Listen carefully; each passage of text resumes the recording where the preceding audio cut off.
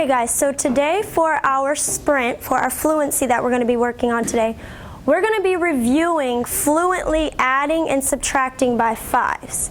Okay, so remember, your sprint is placed face down at your desk. Do not turn it over until you are given the signal to do so. Okay, remember that you have 60 seconds to complete your sprint, and I'll tell you when time's up. Okay, go ahead and grab your sprint from the center, but do not turn it over. Write your name on the back quickly. All right, take your mark, get set, think. The benefits of the fluency practice piece are that it's ongoing throughout the year. It helps students find patterns in their facts and be able to use them in future lessons. It also sometimes reviews previously taught skills from just recently, and anticipates concepts that are going to be taught soon after. And just it's a fast-paced thing for them. It's a positive experience so that it's not the traditional memorize, take a test. We're celebrating any improvements, and it's constant, ongoing.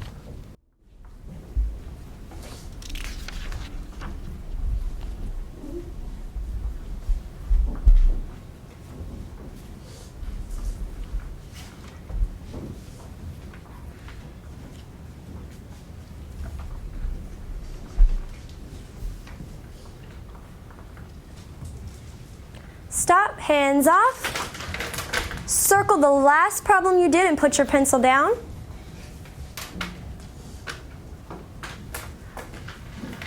Pencils down. Circle that last one that you did.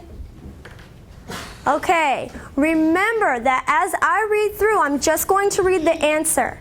It is your job, if you got that answer correct, you say yes.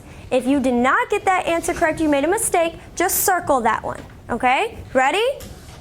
All right, number 1, 5. Yes. Number 2, 10. Yes. Number 3, 15. Yes. Number 4, 25. Yes. Number 5, 25. Yes. Number 6, 30. Yes. Number 7, 35. Yes. Number 8, 40. Yes. Number 9, 45. Yes. Number 10, 50. Yes. Number 11, 45. Yes. 12, 40. Yes. 13, 35. Yes. 14, 30. Yes. 15, 25. Yes. 16, 20. Yes. 17, 15. Yes. 18, 10. Yes. 19, 5. Yes. 20, 0. Yes.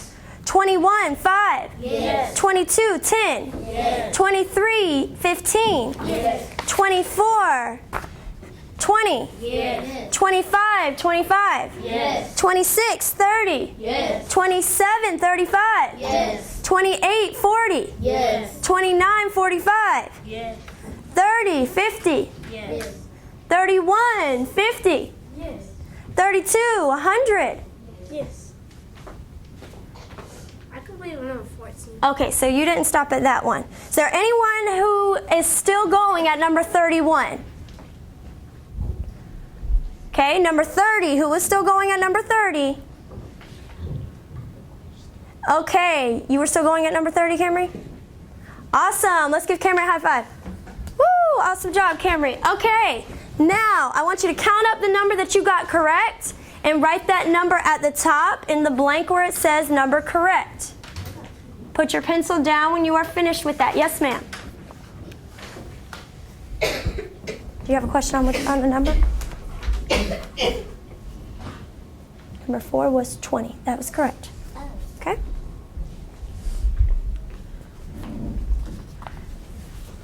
Okay, now whatever your number is that you got correct, that is going to be your personal goal for Sprint B, right? That's our goal for Sprint B, all right?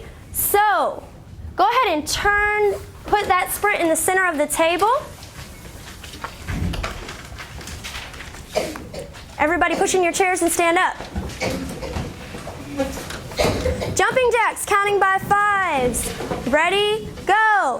5, 10, 15, 20, 25, 30, 35, 40, 45, 50, 55, 60, 65, 70, 75, 80, 85, 90, 95, 100.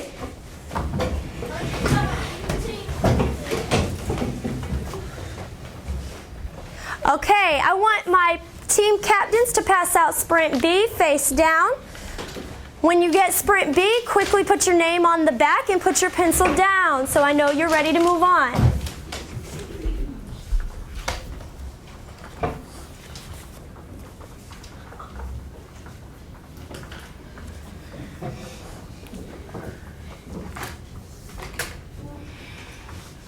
Okay, remember that your goal for Sprint B is the same number that you got correct in Sprint A. Also remember that it's okay if you don't necessarily complete all of them. Your goal is to do your personal best. Okay? Take your mark. Get set. Think.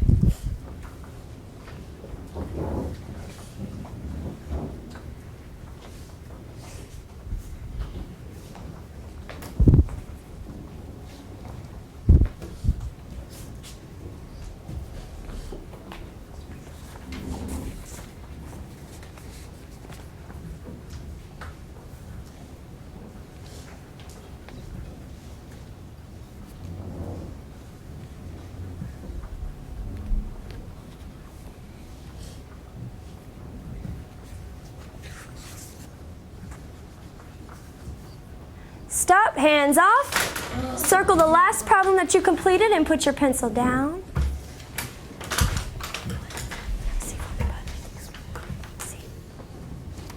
Okay, just as we did before, I'm going to call out the answer. If you got it correct, you say yes. If you made a mistake, you circle it. Ready? All right, number 1, 5. Yes. 2, 10. Yes. 3, 15. Yes. 4, 20. Yes. 5, 25. Yes. 6, 30. Yes. 7, 35. Yes. 8, 40. Yes. 9, 45. Yes. 10, 50. Yes. 11, 45. Yes. 12, 40. Yes. 13, 35. Yes. 14, 30. Yes. 15, 25. Yes. 16, 20. Yes. 17, 15. Yes. 18, 10. Yes. 19, 5. Yes. 20, 0. Yes. 21, 5. Yes. 22, 10. Yes. 23, 15. Yes. 24, 20. Yes. 25, 25. Yes. 26, 30. Yes. 27, 35. Yes. 28, 40. Yes. 29, 45. Yes. 30, 50. Yes. 31, 50. Yes. 32, 100. Yes. 33, 55. Yes. 34, 60. Yes. 35, 55. Yes. 36, 50. Yes. 37, 65. Yes. 38, 70. Yes. 39, 65. All right, let's give Joe a high five. All right, count up the number that you got correct and write it at the top. After you write the number that you got correct, I want you to look back at Sprint A. Actually, let's skip looking back at Sprint A. Guys, I do want you to look back at Sprint A, and I want you to see how many more you got correct in Sprint B than Sprint A. When you get the number that you got correct, how many more you got correct in Sprint B, make sure you write that at the top where it says improvement. Okay? So we're counting how many more we got correct in Sprint B.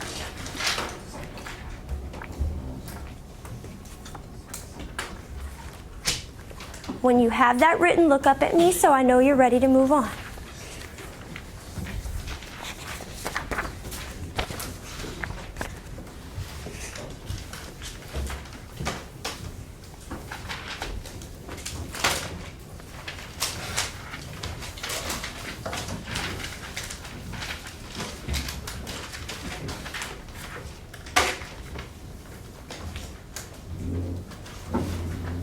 Okay.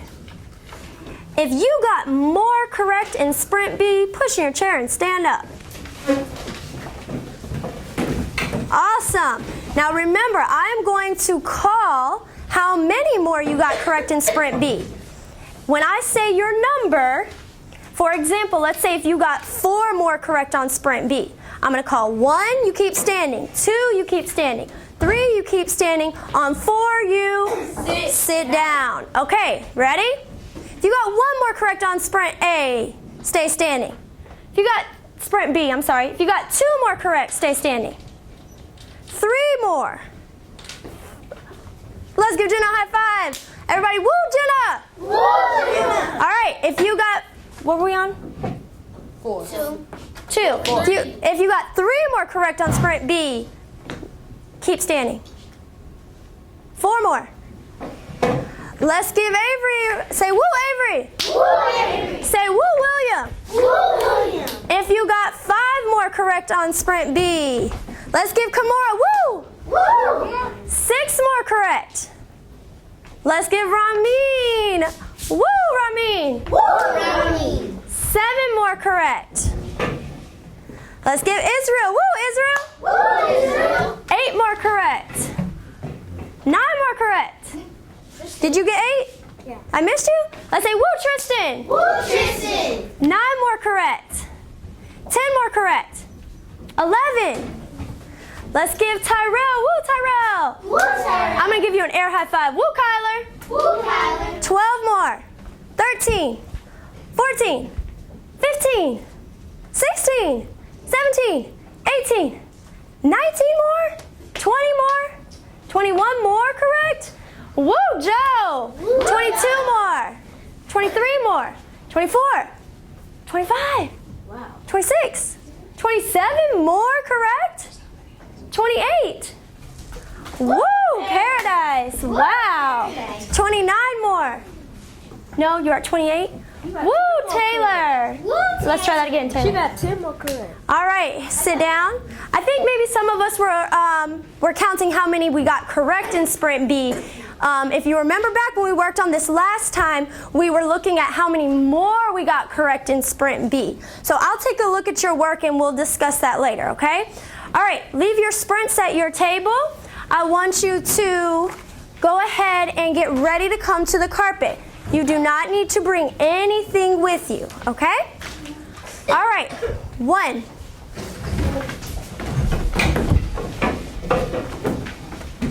Christopher, will you get the lights, please, sir? 2. The importance of rituals and routines when planning is just keeping in mind the needs of my students and keeping in mind the time frames that we have so that there's no time wasted in transition or anything like that. Okay, so our application problem today, I want you to look up at the screen as I read it to you. A parking structure has 10 levels. There are 3 cars parked on each level. How many cars are parked in the structure? So when I look at this problem, I'm picturing this in my head and I'm thinking, I know that it's important that the parking structure has 10 levels. And I know that it says there are 3 cars parked on each level, right?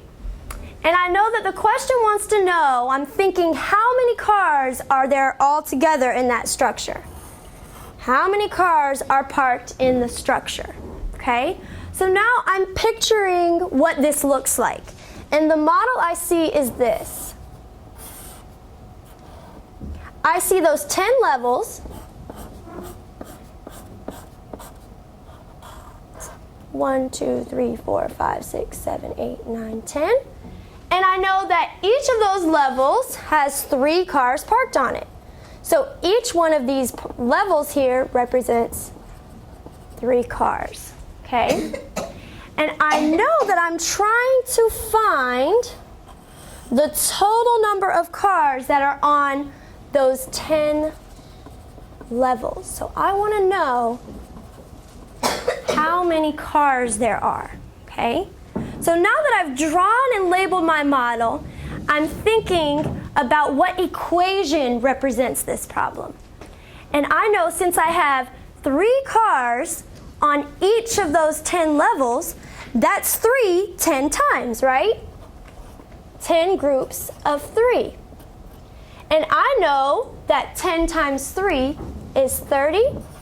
So now to write my statement for this question, if the question wants to know how many cars are parked in that structure, I know there are 30 cars parked in the structure. So I read and I visualized what I saw. I drew that model and labeled it. Then I wrote an equation to represent the problem and a statement to answer the problem. All right, so now let's go ahead and move on to our next portion of the lesson, our concept development. And I want you to look up at the board. So today we are working on the standard that says that we're going to apply properties of operations. The things I consider when planning each lesson are first the standard and what piece of the standard we're looking at. My lesson today was only specifically focusing on one property, which was one part of the standard. And then I think about where we are in the progression of the standard and where we are in the progression of multiplication, and I think about how my objective will align to that, knowing if this lesson, if I need to make adjustments to meet the needs of my kids, if there are some things we need to focus on more or less. So the question I want you to be thinking about is this: how can we apply the distributive property to decompose or to break apart units? Okay, so take a look up at my chart. Okay, all right, so if you look at my array here, it says 7 times 3 next to it, right? This dotted line is shown here to show how we can break apart this array, how we can decompose it. Okay, so how many 3s do we have all together in this array? How many 3s are there? Devin? Go ahead. There are 2 3s. There are 2 3s down here on this part, okay? And then how many on this part? 5. 5 3s, so all together that's how many 3s? If we didn't have that broken apart array, it would be how many? 7. 7 3s, excellent. So the 7 3s are broken into, Devin just actually kind of helped us out, but the 7 3s are broken into how many in each of these parts of the array? Jenna? Go ahead. 2 parts. There are 2 parts in the array. How many 3s are there in the first part? 5. 5 3s, and how many are there in the second part? 2. 2 3s, excellent. So now let's draw our number bonds, okay? So you can grab your marker, and I want you to follow along with my number bond, okay? We know that we have a total of 7 3s.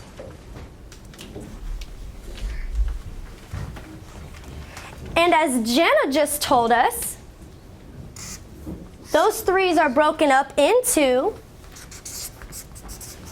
5 3s and 2 3s. The suggestions I would have for timing challenges are, there are parts of the lesson specifically in the concept development where it suggests an additional example of something.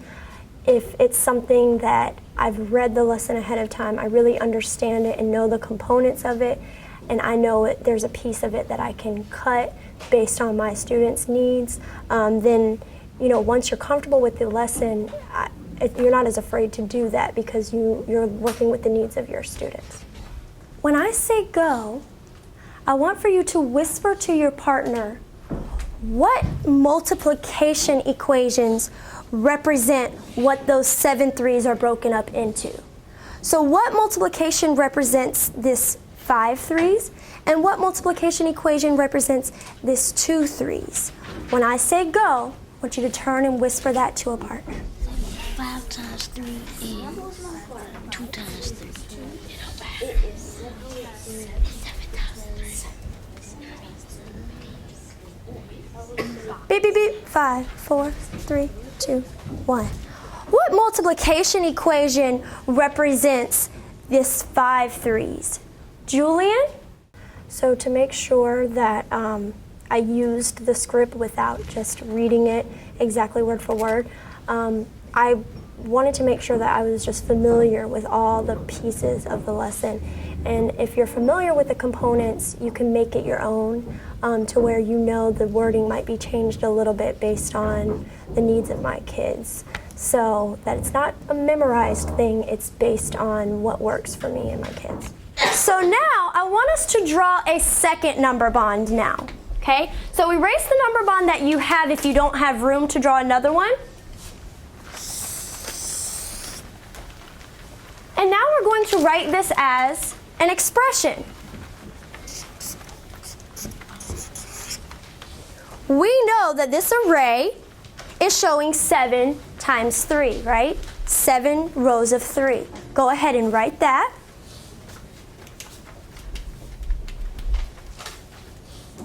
And now we know that Julian just told us that we've broken up that array into 5 times 3 and 2 times 3. So we decompose those 7 rows into 5 rows and 2 rows.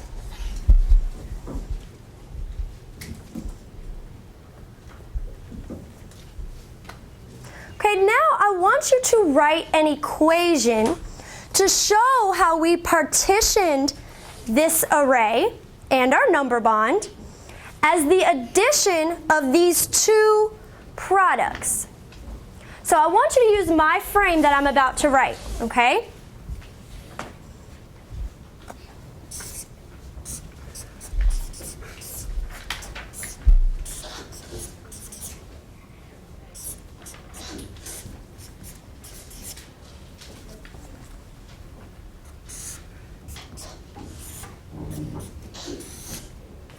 So wherever you see these blanks, that's what we're going to make sure we fill in on our paper.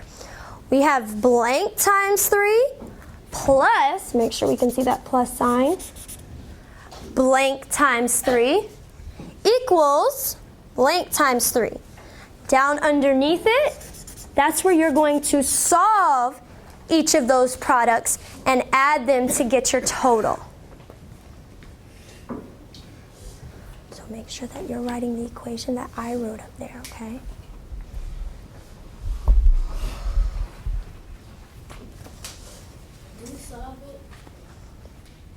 Make sure you're raising your hand. Yes, Joe? You don't need to solve the, actually you are going to need to solve because you're going to need to figure out what the product of each of these is and add it together. So yes, go ahead and fill in that second part.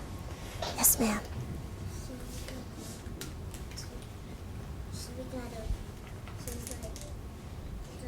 put the total right in the adding. Exactly. The total of what this first product is, what the first product is, and what the second product is. Then you add those together to get the total. Okay? Go ahead and fill it in, Zion.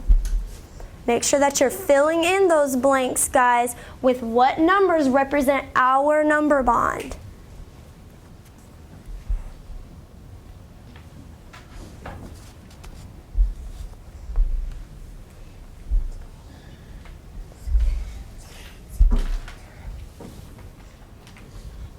Give you a couple more seconds to fill in your number bond, okay? Or your equation. Alright.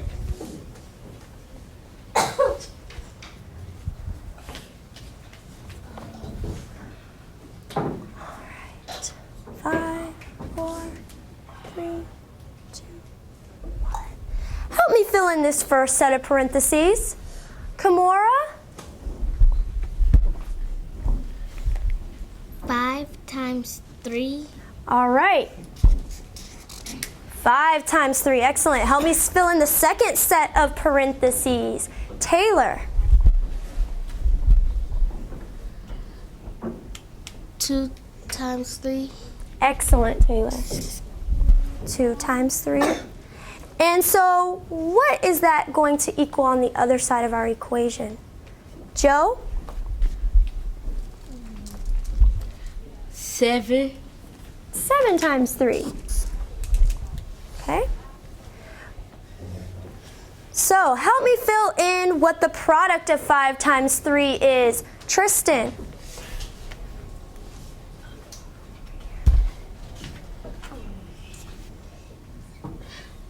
Wait, 7 times 3?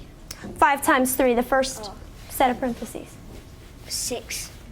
5 times 3 is 6? 15.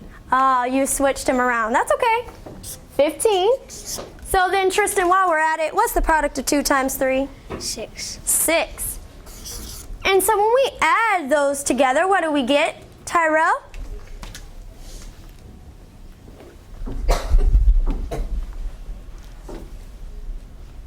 Go ahead, Tyrell. 21. 21. So then what does 7 times 3 equal, everybody? 21. 21. And we knew that because we decomposed the 7 threes into 5 threes and 2 threes and added those together. Okay? Now, how does this number sentence show this number bond? So how does this number sentence we wrote here show this number bond? Israel? Because on the number bond, you decompose it into 2 parts, 5 times 3 and 2 times 3. And in the equation, you put 5 times 3 and 2 times 3 in parentheses. Excellent. That's exactly what we did. The way that we decomposed it into 5 threes and 2 threes, we just represented that with our equation. All right. Go ahead and erase your whiteboards. Okay, I want you to take a look at this expression. 10 times 3. How many 3's are there? Let's give everybody on that one. How many 3's? 10. Okay. So what are some ways to break apart 10? What are some ways we could decompose that 10? Paradise? You could break it apart into 5s and do 5 times 3. Okay, 5 times 3, and then what else would we have to add to that? You'll have to add 5 times 3 and then put the parentheses and you put plus sign and then you do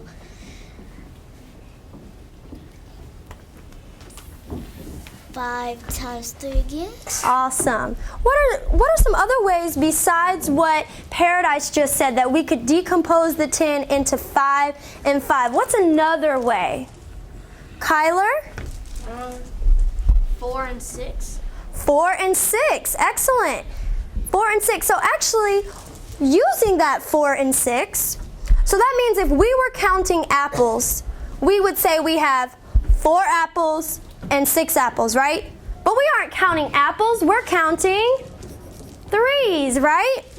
So that would be 4 3's and Another 6. how many, Kyler? Another 3. 4 plus what? 4 3's and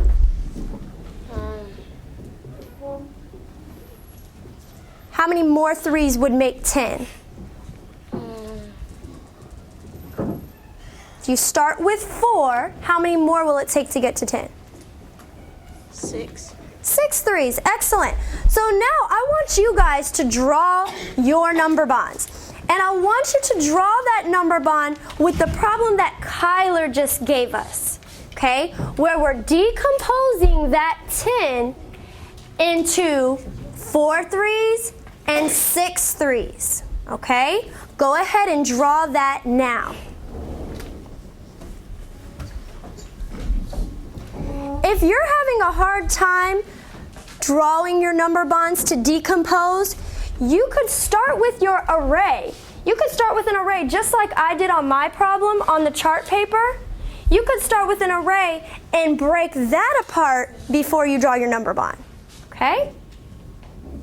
Okay, so make sure that you're drawing your number bond to show how you're decomposing 10 threes into, as Kyler said, 6 threes and 4 threes. I didn't have whiteboards nor the means to get them, so we used sheet protectors. And I really like using the sheet protectors because it works just as well. And if there are, some of the lessons have things, templates and things that you are to use, and we can slip those right in there, and the students are able to write on that, and that's been great. How many total threes are there in your whole array? 10. 10 threes, so that's going to be the equation we start with, right? The expression that we start with. Okay, and on yours, same thing. How many threes do we have all together? 10. 10. So we're going to make sure we write that expression here, 10 threes. So that means we're going to write that multiplication problem. Good. Now think about what you broke your array apart into. Your array looks beautiful. How many threes are in this first part of your array?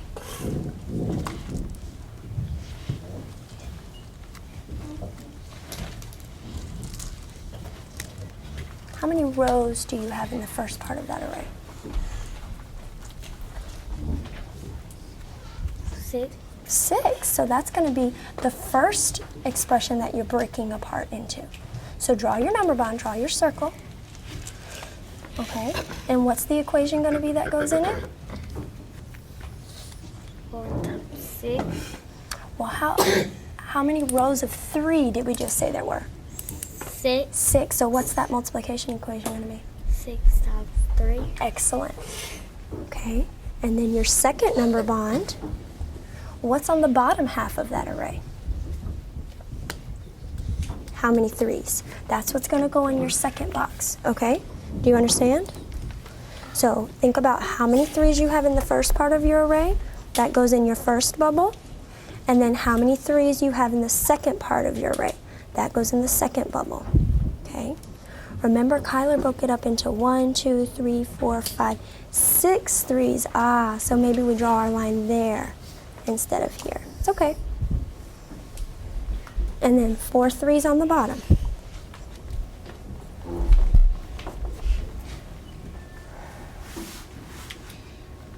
Okay. All right, I know some of us are finishing up our number bond. I want you to go ahead and finish that up. Because now I want you to write the equation that's going to represent this number bond. So I want you to rewrite that equation as the addition of the 2 products in each of your bubbles. Okay? So go ahead and tell me what expression goes in your first bubble. What expression did you put in your first bubble? Ramin? I picked 4 times 3. 4 times 3, excellent. Because we decomposed that 10 into 4 threes. And what's going to go in that second bubble? Christopher? 6 times 3. Excellent. We decomposed that 10 into 4 threes and 6 threes. Okay? Now, rewrite your equation with my frame.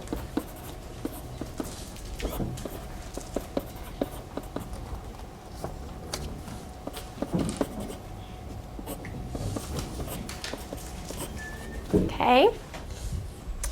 Fill in each of those blanks with the expressions you see in your number bond. And then go ahead and solve that as well and fill that in.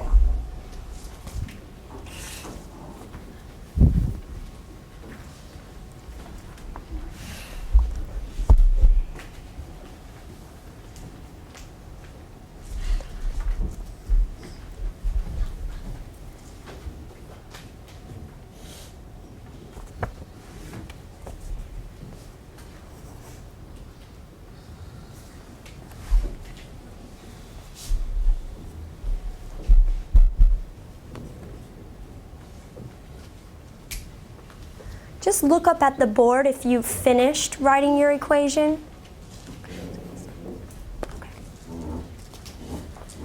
Okay, tell me what we're going to fill in with our first blank here.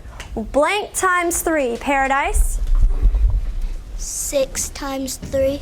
Okay, 6 times 3. I'm going to fill that in this second blank, Paradise, just because it's my second bubble. It might be your first bubble, but I'm going to fill it in here since it's my second. Okay, so how many 3s do we have left to go here? Zion. 4. 4 3s, good Zion. So how many 3s does that make total? Julian? 10. 10 3s, 10 times 3. Okay, we decompose that 10. Now, what is the product of 4 times 3? Kimora? 12. 12. And what is the product of 6 times 3? Camry? 24. 24. Tell me how you got that. Did you skip count? What strategy did you use? I counted by 6s You counted by 6s. How many times? 3 times. 3. Let's do that together. Help me out with that. 6. 12. 13. 18. 18. Okay, so if we have done 6 3 times, what multiple do we land on, Camry? 18. 18. Okay. 12 plus 18. What do we get for our total? Tristan? 30. 30. So that tells us that 10 times 3 is 30. Okay, so how did we use this number bond to help us write these equations down here? How do we use that number bond? Avery? Because first, when you because the equations are right there, so when you write them in the parentheses, you solve them out, and then after you solve them out, you have to add them up, and you'll have to add the number that you solve, and you add them up, and then you get the number that the total of the multiplication sentence is. I like how you said that then we add those up to get the total of 10 times 3. Okay, so that was just one way that we could decompose the 10. We could have decomposed it into 5 and 5, like Paradise suggested. Or we could have even done it a different way, right? Okay, so I want you to go ahead and look up here so I can show you the problems you're going to be working on for your problem set. Okay? On the front of your problem set, you have 4 problems where you're looking at a number bond and you're rewriting it with these equations. You're going to fill in the blanks, okay? When you get to the back, we're going to look at some word problems here. I want you on the back to make sure you start first with number 7, okay? I realize that number 7 does not come first on the back, but we are going to start first with number what? 7. If you finish number 7, then go back and complete numbers 5 and 6, okay? So you're going to have 10 minutes to do your problem set, and you may or may not complete that. I want you to work toward completing it, getting as much done as you can, okay? Remember, conversation during this time is at a level 1. So if you need help, you may ask a neighbor at your team, okay? Movement is none, and I know you're participating because I'm going to see your work shown here on this paper, okay? Please make sure, one thing I just thought about, make sure if it does not tell you a strategy to use, what is the process that we've been working on when the problem doesn't tell us what strategy to use? Yes? We use the RDW. Excellent, and that's right up there on the board for us to look at, right? So we remember that we read, draw, then write. Okay? All right, go ahead and leave your whiteboards where they are. As soon as you get back to your seats, put your names on your paper.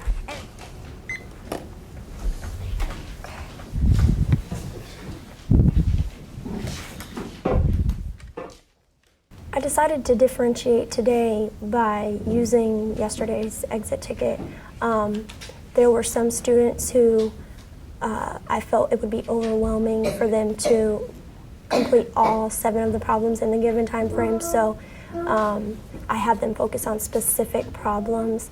I also, for all the students, including those who I knew may need some additional help, I made sure that they got to number 7 of the concept development, because that was one where I really felt the objective applies to that type of problem. So I made sure to tell the kids that when they turn to the back, that's the first problem that I want them to complete, so we knew everyone would get to it. Did you ask partners at your table? Guys, remember, you can discuss with your partners, okay?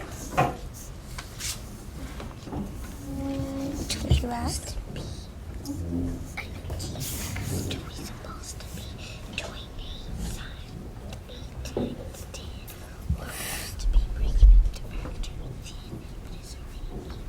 Go ahead, it's okay to speak up for today. It's okay to speak up when you say it. Do we supposed to put 8? Do we supposed to add up to 8 so we can... Guys, make sure that you are discussing with your partners. It's really important to see if they have a different strategy than you, or to see what they're doing. Make sure you're discussing as you're working, okay? It's like we put 5 but equals 8. It's just like Do we have to do it in 5 plus 3 that it equals 8. And so it says right here equals 8. That's how I do that. So I have to feel the same thing for the blank? Equals 8. So, because 5 tens plus what? 10s equals 8 tens. you told me to put... I know that it's 3 tens, but do I have to, could I just put 3 or do I have to put 3? So I have to put 3 tens, or could I just write it 3 by itself? 3 tens. That's what I have. By tens because 10, 20, 30, 40, 50, 60, 70, and 80. Down here, I'm going to count by 7s because it's quicker. So, 7, 14, 21, and 28. So, on here, the answer is 28.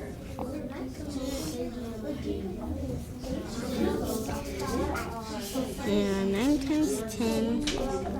Like 8 times what? Point to it.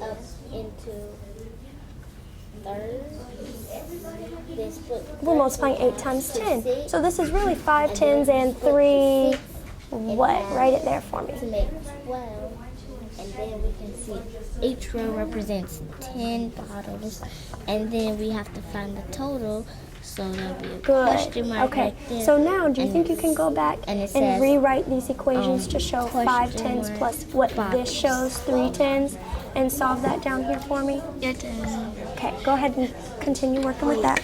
So 12 times, wait, so 12 times 10 equals, so each row has 10 bottles, but we don't know the answer. Yeah. So 12 times 10.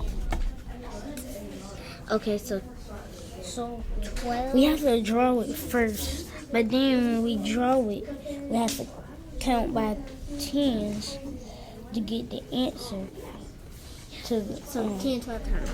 So 10, 20, 30, 40, 50, 60, 70, 80, 90, 100. I think that's 10 times. 2, 3, 4, 5, 6, 7, 8, 9, 10. 100, 110, and 120. So the answer is there are 120 bottles in all.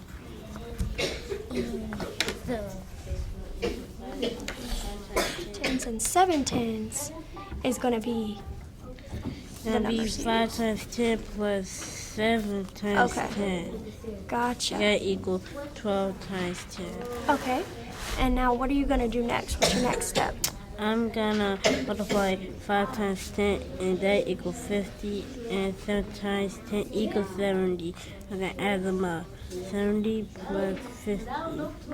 0, 7, 8, 9, 10, 11, 12 equals 120. Okay, so now make sure, now that you've written your equation, make sure you write a statement to answer the question with the answer you just got.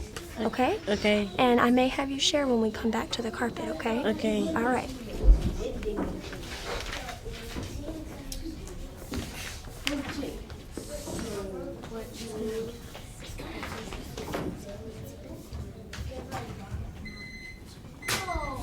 Okay. All right, get ready to bring your paper with you back to the carpet. Bring your paper and your pencil. Okay, so I want you to take a look at number 7. So if you're not on number 7 on your paper, turn it over so that you're looking at it. Christopher, go ahead and read the problem to us, sir. When planning for the student debrief, I consider the objective and what I want students to get out of the lesson. So I make sure to choose a question or a problem that I know is going to be beneficial for them to actually apply whatever the objective was for that day, and then making sure that I'm asking those higher order questions, having students turn and talk to discuss those so that they're focused on the student's work and I'm not just hearing from that student, so that I know that my students all understood it. So what do you think is important in that problem? I want you guys to look at it and think, what is important for us to pay attention to there? Julian? There are 12 bottles. There are 12 bottles, drinks in the vending machine. Mm-hmm. Each row has 10 bottles. Okay, 12 rows of bottled drinks. Each row has 10 bottles. And then what's that question asking us, Julian? How many bottles are in the vending machine? How many bottles are there in that vending machine? All right, so Christopher, I want you to uncover your work for us. Make sure that you are not working on your work. So go ahead and look up at the screen because I want us to take a look at Christopher's work, okay? Take a look at what you see, looking at what he drew for his models, okay? And think about, what does it look like Christopher did? What was his strategy for solving? When I say go, I want you to turn and discuss that with a partner. What did Christopher do? Go. First, he drew the number bond. First, he drew a number bond so he can. What y'all looking at me for? Y'all want to get First, he drew a number bond. He broke it up into 5 times 10 and 6 times 10, and then he drew his array. He didn't stop. He didn't finish, but he had added those 20 plus 50. He got 70, and then he had 70 plus 50. He got 120. First, he drew a number bond so he can know how many arrays he added. Beep, beep, beep. 5, 4, 3, 2. Okay, what does it look like Christopher did? Jenna. Jenna, right? He started an array, but he stopped because he said that it's an easy way, and it's an efficient way to do it. What he did was broke up 12 into 5 and 7. Thumbs up if you discussed that with your partner, that it looks like he broke up the 12 into 5 plus 7. Good. Kind of, sort of. Okay. All right, so let's look at what he did. What model did Christopher use to start with? Now, Jenna told us he started with an array. Raise your hand if you started with an array on this problem. A few of us did? Okay, so I'm going to draw that array. How many rows and how many should there be in each row? Taylor? 12 rows, and how many bottles in each of those rows? 10. 10. Good.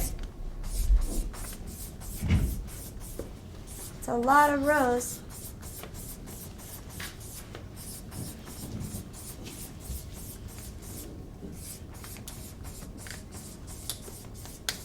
It's a big array to draw, right?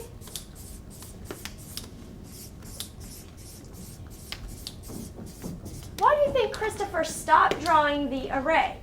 Jenna kind of already told us this. Why do you think he stopped drawing the array? Yes.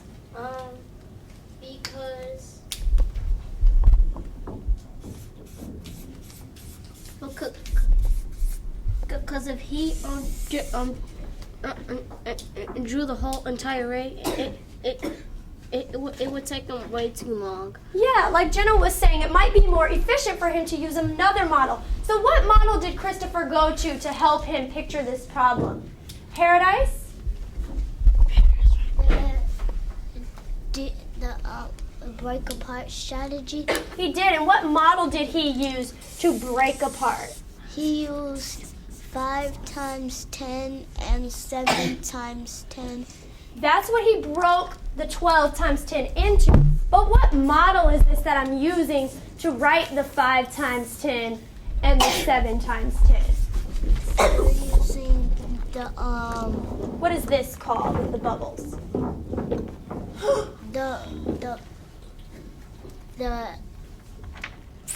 the commutative property. We're working on the distributive property today because we're distributing this 12 to the 10. We're distributing 5 and 7. But what is this model called? Oh, it's like a number something. number. We've been using it with fractions. We used it last week when we looked at the relationship between multiplication and division. A number vision. You're on the right track. Help us out, Zion.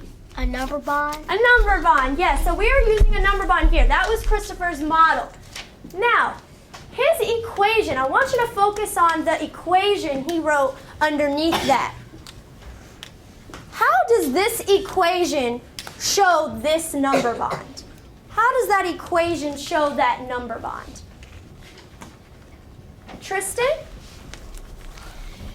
Because it shows the 5 times 10 and the 7 times 10, and it shows that when you add them together you get 12 times 10, and it shows that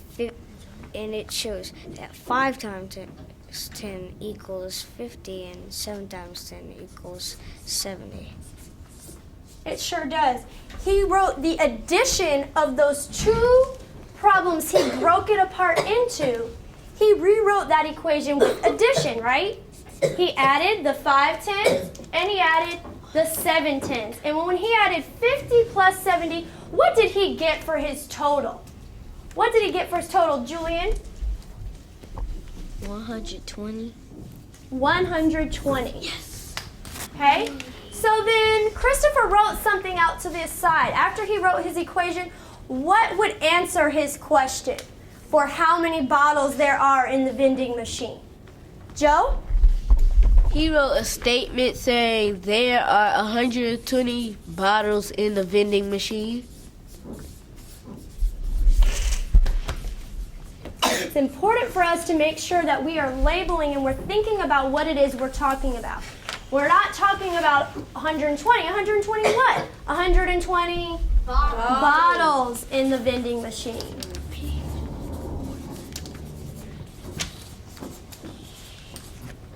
Okay? So I want you to raise your hand if you broke apart the same factor he did. Raise your hand if you broke apart the 12 just like Christopher did. Couple of us did, right? Who broke apart the other factor? Who broke apart the 10 in this problem? Okay, a few of us did. So why do you think Christopher might have chosen the 12 to break apart? Why would that be an efficient strategy for us to use? Why would he break apart the 12? Joe?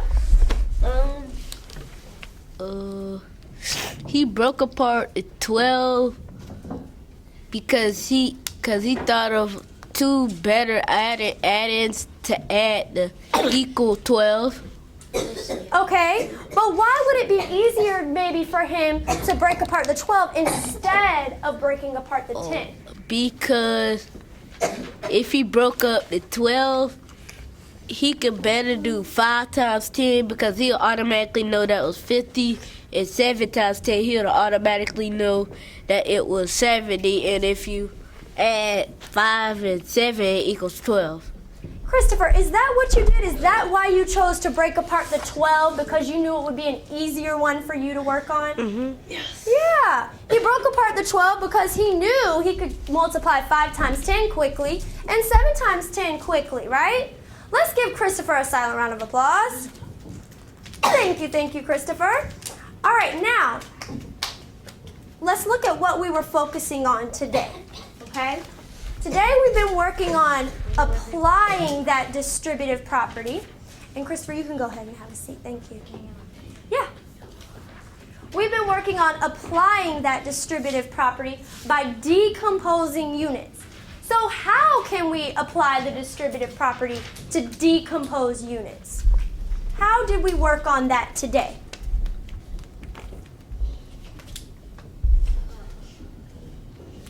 I want you to, when I say go, I want you to turn and talk to discuss that. How can we apply the distributive property to decompose units? Go. To decompose a unit because if you can apply to decompose a unit because if you have like a really big number and you can't use the commutative property, you can just use the distributive property to distribute it out, just like you're doing money. You can use it to help you know other multiplication facts, and it can help you learn to distribute other numbers. I agree. How can we apply the distributive property to decompose our units? Kamora, what did you and your partner discuss? That, like, if you have a really big number and you can't use the commutative property, you can distribute it. And so how does that distributive property help you with a really big number? You can split it into smaller numbers. Ah, is that what Christopher did with his work? Yes. He knew 12 times 10 was a really big multiplication problem, Kyler. So therefore he said, oh, I can break apart those 12 tens into 5 tens and 7 tens. Excellent. All right, I want you to leave your whiteboard where it is, grab your papers, and when you go back to your seats, you're going to work on your exit ticket, okay? So let's actually go ahead and take a look at that exit ticket. Eyes on the screen. Pencils down, Taylor. All right, go ahead and let's read it together. Follow along with me as I read. Dylan used the break apart and distribute strategy to solve a multiplication problem. Look at his work below. Write the multiplication problem Dylan solved and complete the number bond. Okay? So I want you, when you go back to your seat, to look at this problem, think and underline what's important, and go ahead and solve it. You will have 3 minutes to do your exit ticket.